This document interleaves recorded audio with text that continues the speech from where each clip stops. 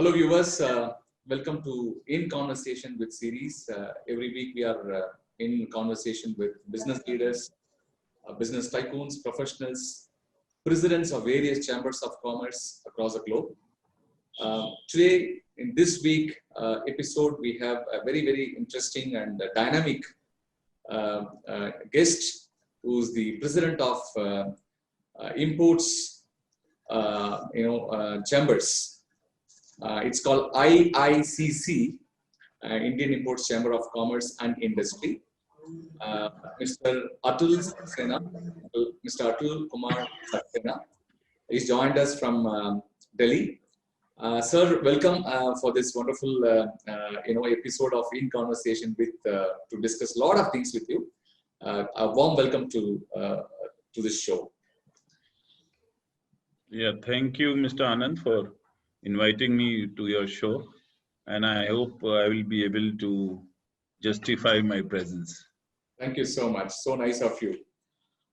Friends, we need to little understand about Mr. Atul Kumar Saxena.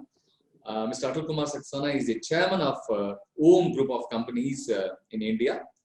It's a very large enterprise having multiple locations, presence across the world. And he is the president of India Imports. Sir, if I am right, it is India Imports, right? Importers India, right? Yeah, it's Indian Importers Chambers of Commerce and Industry, IICCI. Yeah. It's called Indian Importers Chambers of Commerce and Industry. And one fascinating fact, since I also represent the other side from NGO, Andhra Chamber of Commerce, so I'm so fascinated when I looked at the profile of this chamber. The chamber has about more than 2 lakh members worldwide in 70 countries. And they have something very interesting tagline. They say, connect to contract. Connect with them till the contract is signed up. They always facilitate quite a lot of services for the entrepreneurs to do business worldwide. And they're also pretty much active in Make in India movement. And they are very much closely working with the government of India on various parameters. As we go along, we will be able to see quite a lot of insights from Mr. Atulji. Atulji, over to you now to share your brief profile and as a president of the chamber. Yeah, thank you, Mr. Anand. You have basically given the, bullet points for the chamber. But like you rightly said, the chamber's USP is connect to contract. Now, what exactly this means is that we are not like other chambers, which are into only interactive sessions, seminars, delegations and all. Our chamber is totally business oriented. Whoever becomes a member, that is a connect, and this connect must be converted into tangible contracts. In other words, business should happen. We are not just giving you walk in and say, okay, I want to do business in America. We give you a book, say, okay, these are the guidelines for doing business in America. We will first understand what is your module of business. Then accordingly, we will make a business plan and also give you a timetable. Okay, this business, we can be able to find a buyer or an importer or a joint venture partner, or could be a FDI investor in your company, and with the timeline. And we try to meet this timeline. So we basically are thoroughly a business chamber, where we believe that without business, you can't survive. So we don't give guidelines or just hand holding in the sense of telling you this or that. We actually do get you tangible business. So this is the theme of the chamber. And for that, the chamber works 24/7 to find good connects for our members, find new markets for our members, to find new products for our members. So we are always working to find new opportunities. And day by day, these opportunities are multiplied through a worldwide network. Okay, that's interesting. Sir, while you talk about the dynamism which you bring to the table for entrepreneurs to do business in real time, so how do you really spread in the country? Are you spread across the country in India? And which are all the countries you are actually spread? See, we work on 3 levels: local, national, and global. Local means like we operate out of New Delhi. So we are operating in NCR region. So that's one cluster, I would say. And in this cluster, we have 2,000 members in the NCR. So we work locally wherever we are located. Not that doesn't mean for Delhi. It could be for Bombay. Like Bombay will be looking after the neighboring satellite places which are close to Bombay, or for example Madras. We are also in Madras. So we are in India. We are at 24 locations, and worldwide we have spread in all the countries. But yes, 60 countries are there where we have our own presence in the form of various ways. Like first step is representative.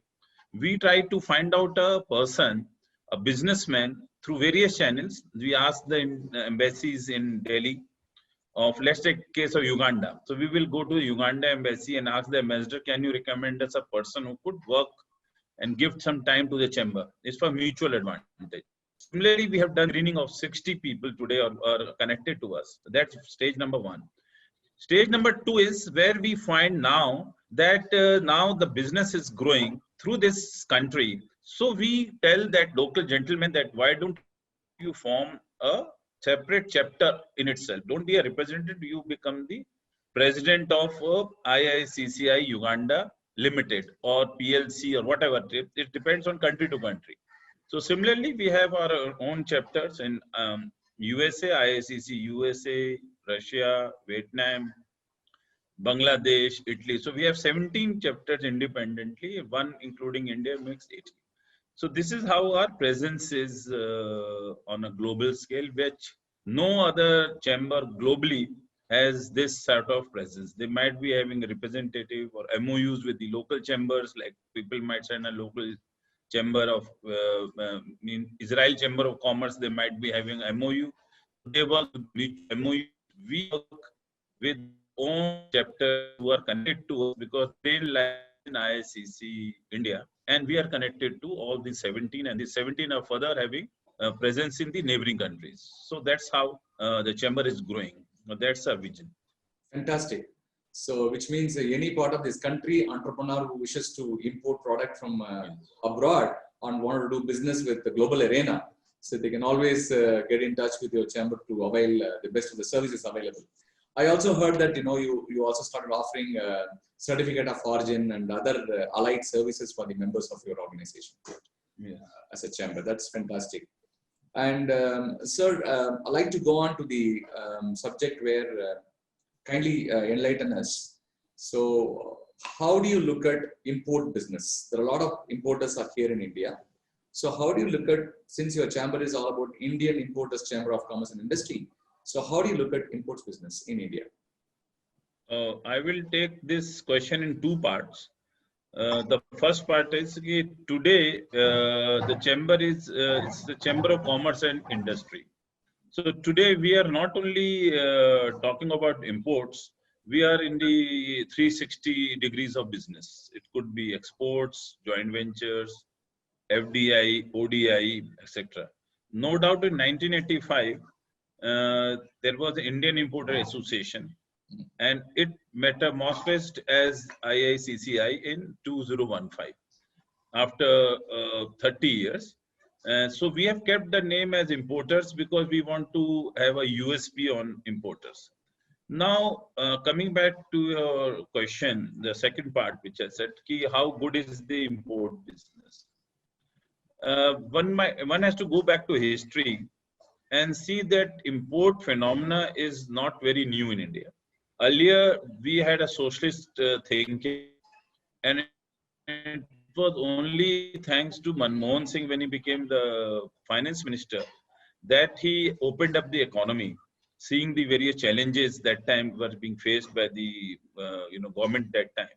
And because of him, and Narasimha Rao, who was the prime minister then, he was also a very open-minded person. So the controls of imports diluted. Before that, all imports were through government company like State Trading Corporation, MMTC, PEC, etc. So everything was banned and nothing was allowed to be imported by a common citizen. Mr. Manmohan Singh demolished joint CCI, it was known as Joint Chief Controller Import Export, and made DGFT. Today we have DGF, Director General Foreign Trade, and brought in 90% goods under OGL, Open General License. Means they are open for import, you don't need a license for that. Okay. And the balance 10% are restricted, banned, or there is a special license for that, but that's only 10%. So that's how the economy opened. And then the importers, there were no importers that time when the suddenly change came in. And this change brought in a lot of people who were the first importers. And step by step, more and more importers came in. And now today, the growth is very fast because the demand in India is very great. So import business is a very lucrative business. Initially, who came in, they have made a lot of money. But they were the first bird to catch the worm, as they say. So, but now also there is a lot of avenues and a lot of profit in this business. Okay. But there are also pros and cons to it. Very true. Very true. So this has given me another cue to ask you another question, which is about the conducive atmosphere, the environment in which an entrepreneur can do business from outside. So which are all the countries actually at this point in time are really conducive for Indian entrepreneurs to do business outside India? You see, when the imports opened, so obviously the first batch of entrepreneurs who were imported entrepreneurs, they studied the module of State Trading Corporation, MMTC, and other government organizations, wherever they importing from. So they rushed to that. That was the initial gold rush, I would say. But coming back today, there are two basic challenges have suddenly come in, which nobody expected. One is the COVID, and second is the China. China factor has emerged suddenly, which was nobody expected in India. And could be another challenge would be the change in government in USA, because today's when you talk of US elections today and let's say 30 years back, things are totally 30 years back, people would not know that there are elections in US taking place. Correct. And today everybody, because of various reasons, I don't want to go in reasons, so everybody is, so there could be another third challenge which we see. I don't want to go into that because still it is, formations are taking place. The government of India is, thinking about it. So let's talk about two challenges. One is the COVID challenge and the China factor. So these two factors have really affected the imports.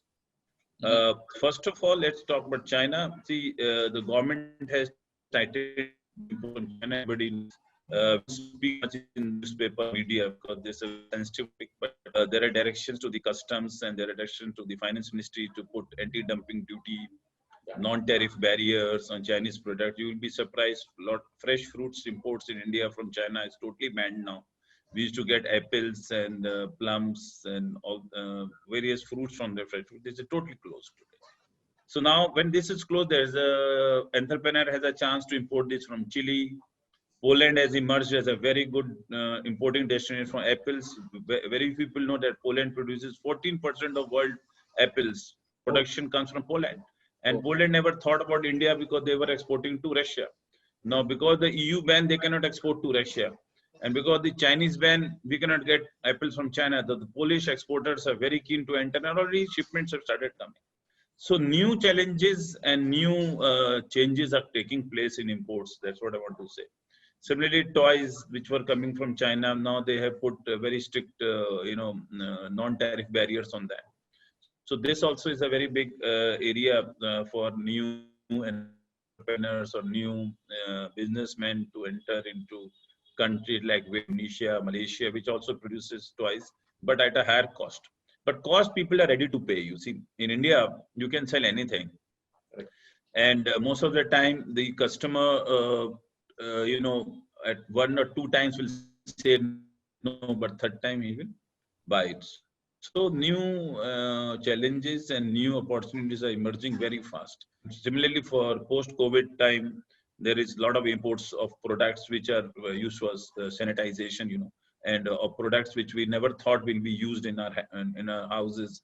today we are using those disposables, alcohol-based sanitizers, gloves. So today also India is not totally producing the gloves. There's a huge demand in gloves, but countries like Malaysia and Vietnam, which are producers, are overbooked. But importers from India who went in first are getting their supplies in, according to us, 0.5 times higher than the price which was there pre-COVID. So new opportunities have emerged, and I think this is the time for people to rethink their business policies, especially for imports. Absolutely. Thank you very much for very detailed insights. And I guess Africa is always a good market for Indian entrepreneurs. A lot of people do business in African countries. So how do you look at the natural resources of Africa, which really helps our business people to explore the possibilities? Africa is no doubt, a destination for Indian products. Africa is more of a country where the resource base is very huge, and the African nations themselves have not been able to exploit them to the fullest level. And except some country like Somalia, especially the Eastern African countries, Somalia and its neighbors there, Ethiopia, Somalia, and Eritrea, and all that.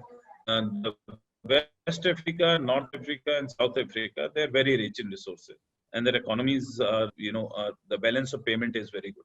And the Indian exporters have been exporting products to Africa, both finished products like machineries, hand tools, auto parts, etc.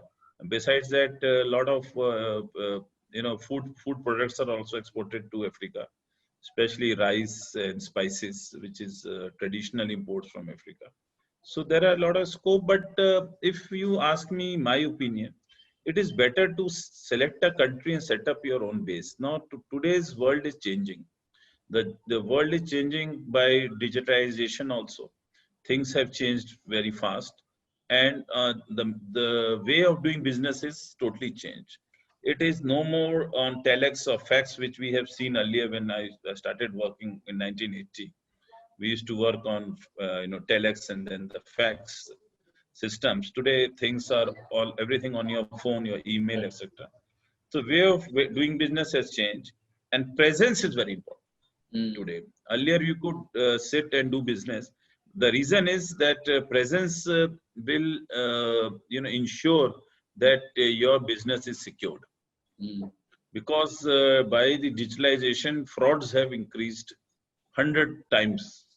So if you are sitting in, let's take in Kampala, Uganda, for example, or sitting in any other, like Morocco, you are sitting, and you're sitting in the capital there.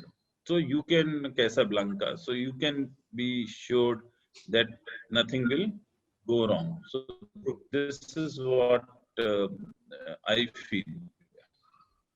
Okay, one side, very nicely you said the opportunities exist in other part of the world for entrepreneurs to explore from India.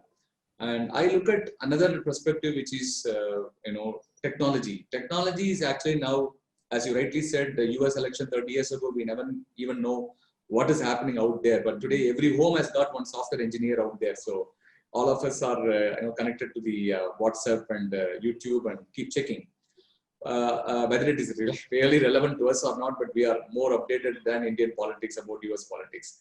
But the question here is, technology one side is opening a lot of doors, horizons. Another side, there is vulnerability is there. So how do you look at entrepreneurs, especially the entrepreneurs back in India, how far they are technologically, gearing up for the future market? You see, when I was working for Brillas way back in 80s, 85 rather, that time, as I said, the way of doing business was very different, and the businessmen whom we used to interact or did business that time, I would not like to say, but they were not even graduates. But today's entrepreneurs are all educated.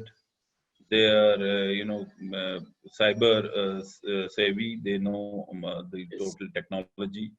And today's businessmen are totally different from what I have seen 30 years, 85, 1985. So you could say 35 years back. So things have changed. They are educated, and even the traditional Indian business families, which we call Marwadis, Baniyas, and Jains, and Gujaratis, and all those the traditional Indian business families. Their children today also are all studied, and you see the Birla family. Everybody has studied in US. You see Reliance family; they're all studied US. So so they are totally well equipped with the modern technology.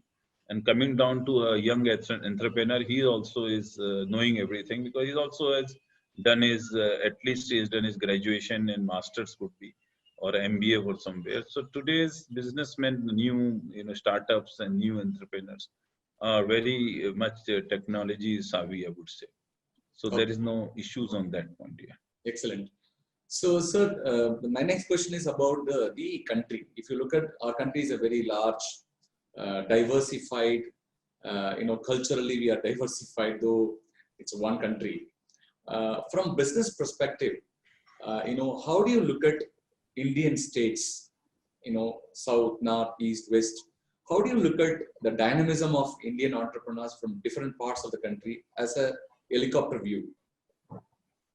You see, as the world says, India is a subcontinent. You have so many states, and each state has its own language, culture, food, and even if they say if you move 100 kilometers from A to B, things change in India. The ethnicity changes, the culture, True. cuisine, everything changes. Even music changes, even the dialect changes. Even in a state, there are so many dialects. So India is having a subcontinental, essence of that. So we have so many states, and every state is has its own USP basically. And as an entrepreneur, one has to see where he has to focus, because if he is having a product low value but high volume business, so obviously like to focus on states like Bihar and Uttar Pradesh, where you have such a huge population but purchasing power is low. But if there's a product which is having a high value and you want to go for a niche market, then that product can be sold in metropolitan cities of the country, which today, earlier there were 4, now they say there are 6, some say 7. So that's it. So the diversity of the market is immense in India, and we have to choose where we are focusing. Either we're going for the niche market, or for volumes, or for values. So accordingly, a strategy has to be devised. And today there are a lot of marketing consultants who are into this segment, who are able to give you a business framework of how to penetrate the market, sustain the market, and later on maintain the market.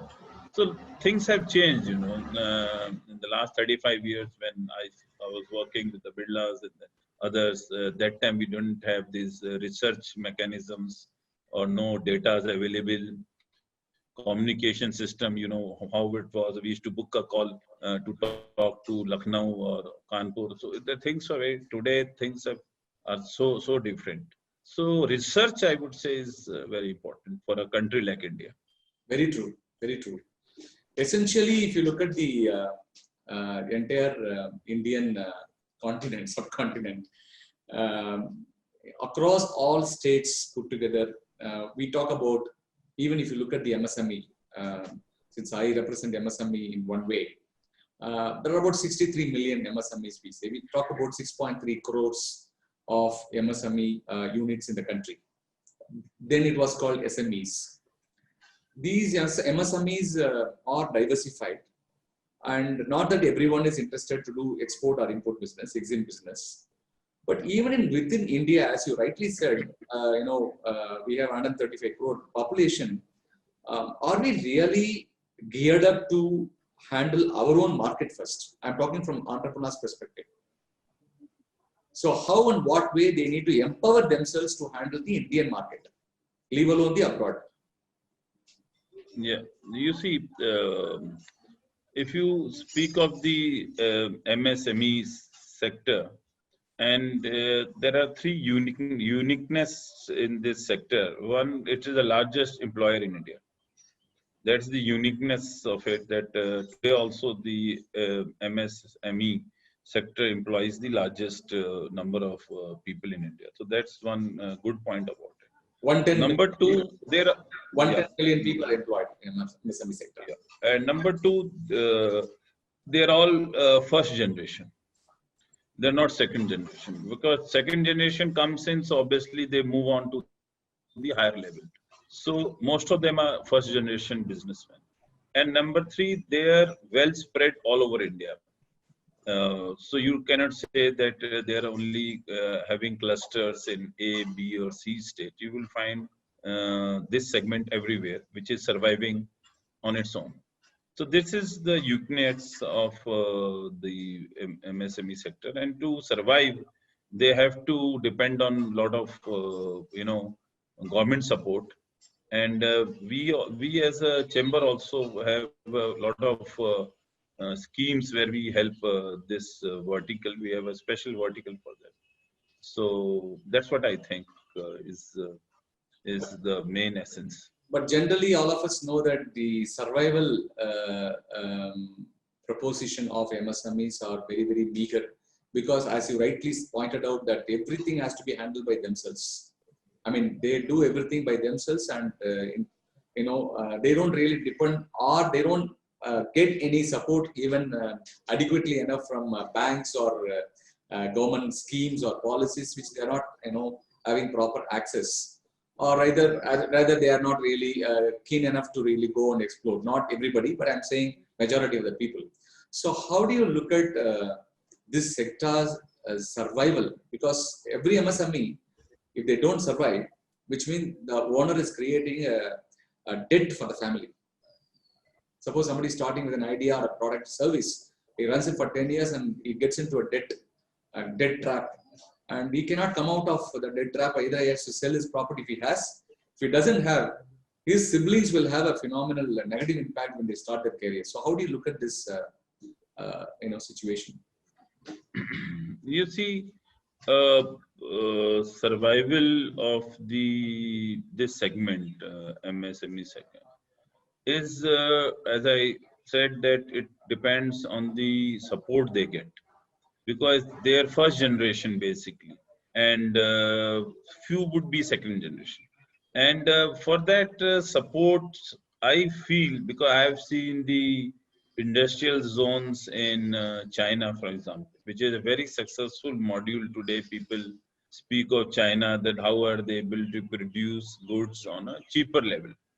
We do it. Now, then what they had the priority of the SMEs, the various government support which they announced had percolated.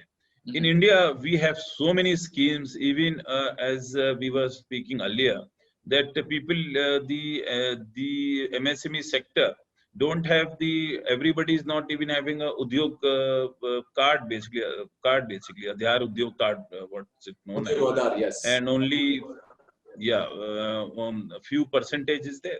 So in China, these sort of things are very regulated, and people cannot survive without having a registration done, etc. And then only these schemes can be known to them, or they will be able to say schemes. And taking schemes also in India, you would know very well, if the government announces that one cow will be given to a farmer. So same cow is shown by 6 farmers, and State Bank of India will give loan to all the 6. But what they will get is only the cost of the legs of the cow. 90% would be distributed with the panchayat chief, with the tahsildar, and also. So this is happening everywhere. The schemes only in 6 years we have, because the Niti Aayog is made out of planning commission. Planning commission was just made the plan, allocation of funds, and that's it. Niti Aayog, what's the difference between Niti Aayog to planning commission? Now, Niti Aayog has added one thing: supervision. If Niti Aayog gives 100 crores to UP government for education, they will ensure that 100 crores is where it has spent. They have an audit team which goes and checks and finds out and reports back to the Niti Aayog people. And you see the structure of Niti Aayog is totally different. It's not totally a red tape mechanism or Babu mechanism. It runs like a private organization. They have people from Infosys, they have people from McKinsey, they have the best of people from health sector who know the field and all. So percolation of schemes is very important. That only can make the SME sector survive. Without the support, it's very difficult. They're only getting into debt trap and heritage to the instead of anything else, and they might close it up or commit suicide and run away, create an NPA. So it's a bad situation. You go and ask MSME person, so he will say that if we have free flow of funds, then we will be able to bring in new technologies, and we'll have a free hand to work. But it's very difficult. Very true. Sir, I have two concerns. If you look at the country as a whole, one is the largest employment provider, opportunity provider is agriculture field. It is a self-employed. Farmers themselves will do everything on their own. The very largest population is working. Second is the MSME sector. 110 million people are employed. And these two sectors are least considered sectors in the country. Even by not only by the government, even by a civil society as an individual. We don't really encourage our own small business owners' products to be bought for our own need. We buy only from international community. Of course, I'm not against international community. We all use Samsung and various other brands. But we also have to support our Indian small business owners, like how we are supposed to use or help our farmers and agriculture, paddy field people. So this is somewhere, I think there is a gray area where we have to wake up. The country has to wake up to support MSME sector, not just government alone. What can government do? If individually we don't buy product from our own brothers and sisters who are running small businesses. So do you agree with this point? Yeah, I do agree. You see, the world runs on a lobby. Who has the lobby, he will be heard, you see. And both sectors now, where the hell the farmer has time to come and lobby for himself, and which organizations will lobby for him. You see the success, if you're talking of farming or dairy, you see the success of Amul.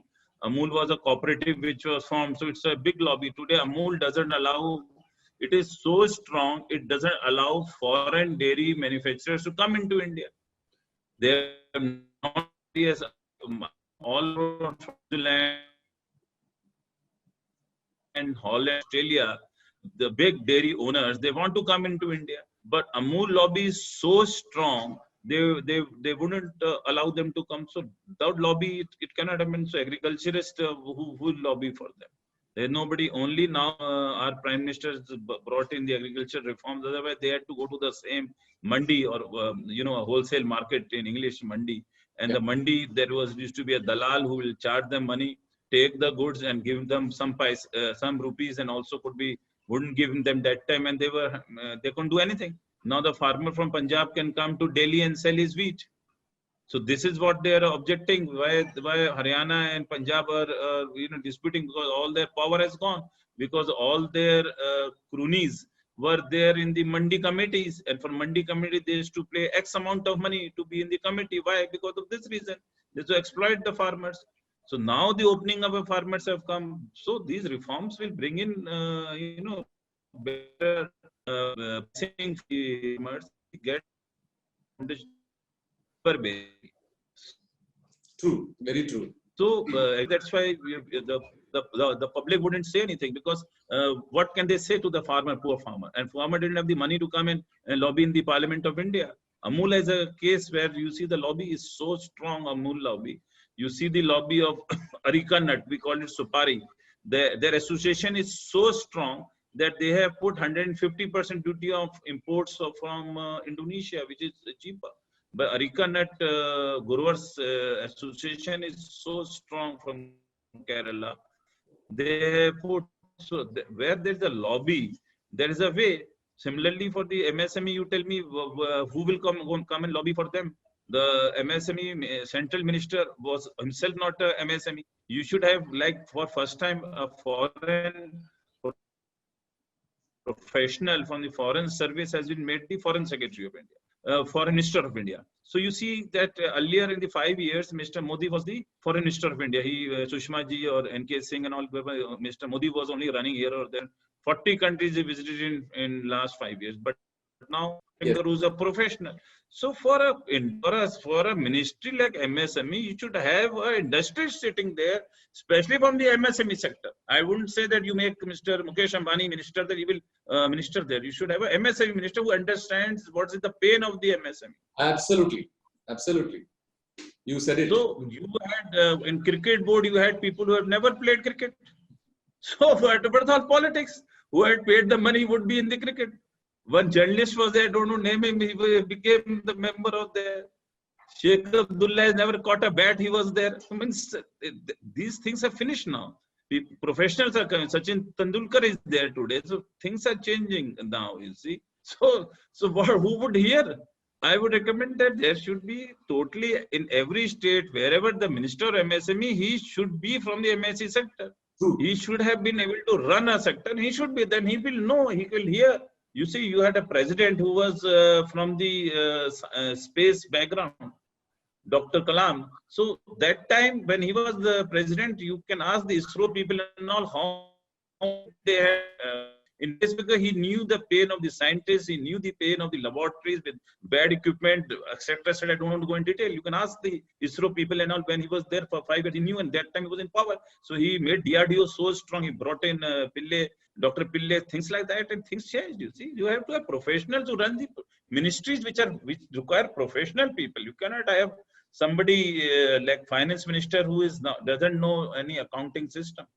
Correct. You should have a chartered accountant there for the legal. You should have a lawyer there. Like Arun Jaitley was a lawyer. He was a very good person who knew law also and CA also. He was a very good finance minister, for example. Chidambaram was a very good finance minister. What all is the politics? But I would say also people who are professionals who run professional ministries. You cannot have people who don't know. Absolutely. This is my view, strong view, which I always say. Absolutely. Even after all, we suggest the same model for our clients also when they recruit people. You must recruit professionals. You must have deserving people to handle the portfolio of different functions of the business. You nicely put across to all those areas. So we have actually come into the last leg of our conversation, sir. I have two questions to ask you. One is about China. If this conversation, if I don't touch anything about China, I think the discussion doesn't get over. So how do you look at so many things now we curtail, we don't buy, we don't import from China. I mean, as a recent step. So Diwali is coming, celebration starts. So the crackers, anyway, it's coming, right? I think crackers are allowed from China, right? Are we getting crackers? No, it's banned. Completely. Totally banned. It is smuggled through land routes like Nepal, Bangladesh. I would not like to say that, but yes, this is smuggled, but it's totally banned. Imagine 100% banned. Imagine if our own people in Tamil Nadu, if you know the place called Shivagachi, that's where the crackers are being produced in large volume. So I think they will be very happy because we can source it from our own inclusive arrangements. So how do you look at China, especially during this post-COVID scenario? How do you look at India, China in terms of business relationship is concerned going forward? You see, this is a very unfortunate part which public doesn't, it's not in public domain, much in public domain, that because of the products being so cheap from China, three things happened.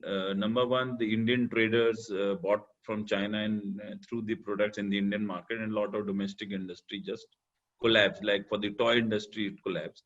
You'd be surprised that agarbattis started coming from China, and then government ultimately had to put a ban about a year back. You would not be knowing, but you can check this. The whole cottage industry of agarbattis collapsed because this was a cottage industry in India, and in China they started making on automatic machines. And companies like ITC, big companies like ITC and others, they started buying from China the whole thing, the cycle brand to come, and then they had to ban, for example.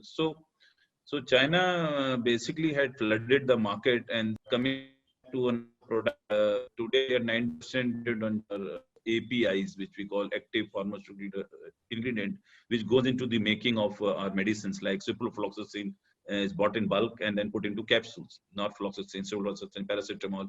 All these medicines are 90% we depend on China for raw materials. We only do the formulation. We just make tablets, injections, capsules, tubes, etc. But the raw material inside that, the basic raw material comes from China. So why Indians couldn't do it? Again, the same thing that somebody would put a factory and he has to, and these factories are very polluting because they make chemicals, they use chemicals to produce another chemical. So places like near Hyderabad, there was a big industrial zone which used to produce these capsules, and all was closed because of environment. In China, you know, there is now they say environment, but it's hardly. So environment ministry was one of the reasons that we couldn't do it. So we have to depend on China for a lot of products, and it's not overnight you can write off. Only knowledge can be stored. It is interdependent relationship. So that's since it's a global economy, the global village. I mean, business. I think we need to handle it with a lot of diplomacy as well. So, sir, we have actually come into the end of the session. I hope you enjoyed our conversation. It's a very, very brief conversation. I have a lot to discuss with you. Maybe sector-wise, we can take up in the future to come to discuss. I hope you enjoyed this conversation. Any final remarks or any final one suggestion to government and one suggestion to entrepreneur of India from your end? See, government, I said that if you want the schemes to percolate down, you'll have to have ministers who are professionals who ensure that the benefit goes down to the last, ground zero, I would say, to the last mile. So that's one thing. And for entrepreneurs, the most important thing is to find new markets and new products. As I give my lecture in the Institute of Foreign Trade also on this, theme that new markets have to be seen and new products have to be seen if you are domestically there. So new products for domestic market. If you're into exports, new markets have to be explored. So that's the final thing I would like to say. Wonderful, wonderful. So thank you so much. I hope you enjoyed this conversation, and thank you very much for your valuable time.